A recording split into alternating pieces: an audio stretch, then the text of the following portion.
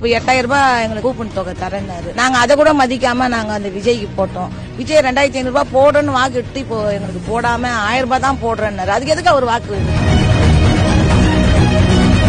ஓட்டை ஏமாத்தி வாங்கிட்டு இன்னைக்கு 1000 ரூபாய் தான் போடுறேன்னா என்ன அர்த்தம்? நாங்க அதை நம்பி தானே நாங்க ஓட்டு போட்டோம்.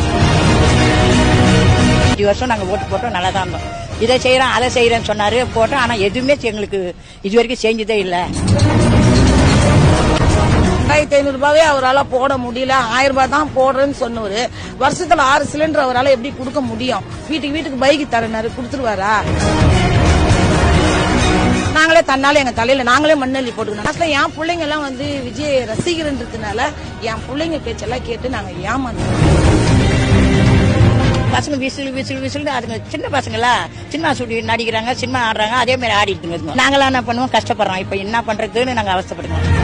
நம்ம என்ன முடியுமோ அதை சொல்லியிருக்கலாம். அவங்க ரொம்ப ஹைப் ஏற்படுத்திட்டு அது என்ன பண்ணிடணும், ஃபர்ஸ்ட் அட்லீஸ்ட் ஒரு வாட்டியாச்சும் போட்டிருந்தாலாச்சும் மக்களுக்கு சரி சொன்னதுக்கு அட்லீஸ்ட் வழி போட்டாங்க. ஆனா நடைமுறை சிக்கலுக்கு அவங்க நெக்ஸ்ட் டைம் போடாம இருந்திருக்கான்னு சொல்லி தெரிஞ்சிருக்கும். ஆனா ஃபர்ஸ்ட் டைமே அவங்க ஏமாத்தது கொஞ்சம் கஷ்டம் தான். அதே கண்டினியூ பண்ணின்னு வராரு. அடுத்த மாசம் தான் தெரியும் எப்படி என்ன நிலவரம் அப்படின்ட்டு.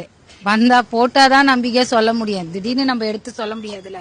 அதெல்லாம் சும்மா பேச்சுப்பா. நாங்களாம் நம்பிக்கை இல்லை எங்களுக்கெல்லாம் அது நம்பிக்கை இல்லை. தாய் மாமா சீர் கொடுக்கறது, இதை பண்றது அதை பண்ற எங்களுக்கு நம்பிக்கை கிடையாது.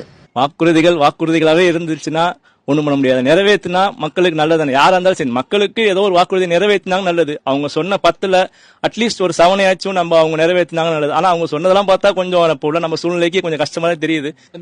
யாருக்கும் ஒண்ணுமே புரியல.